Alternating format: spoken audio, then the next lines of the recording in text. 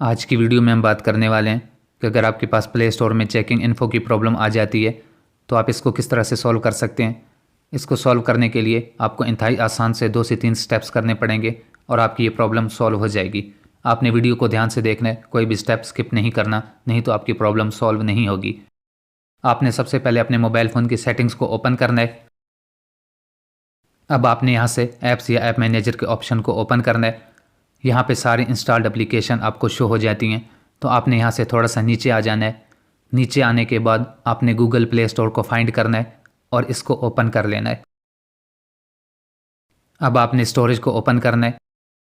Storage को open करने के बाद आपको 2 ऑप्शन मिल जाते हैं। आपने क्लियर कैशे पर क्लिक करना है, उसके बाद आपने क्लियर डेटा और यहाँ से आपने इसको डिलीट करना है। तो डिलीट करने से आपका कोई भी डेटा डिलीट नहीं होता, आपकी पिक्चर्स वगैरह, आपकी ऐप्स, कुछ भी डेटा डिलीट नहीं होगा।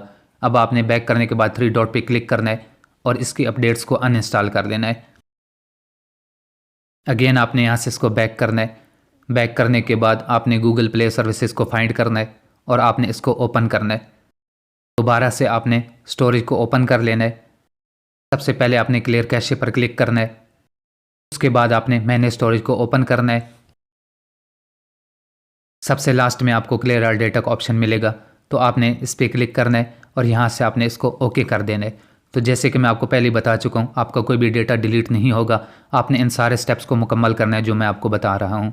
बैक करने के बाद अगेन आपने 3 डॉट पे क्लिक करना है और इसकी अपडेट्स को भी आपने अनइंस्टॉल कर लेना है। अब आपने अपनी डिवाइस के पावर बटन को लॉन्ग प्रेस करके रखना है, तो आपको यहाँ पर रीस्टार्ट या रिबूट का ऑप्शन मिल जाता है। तो आपने अपनी डिवाइस को रीस्टार्ट करना है। उसके बाद अगर आपको प्ले स्टोर को लॉगिन करने की ज़रूरत पड़ती है तो आपने इसको लॉगिन कर लेना है। अव्वल तो आपको ज़रूरत नहीं पड़ेगी और आपकी ये प्रॉब्लम आसानी से सॉल्व हो जाएगी।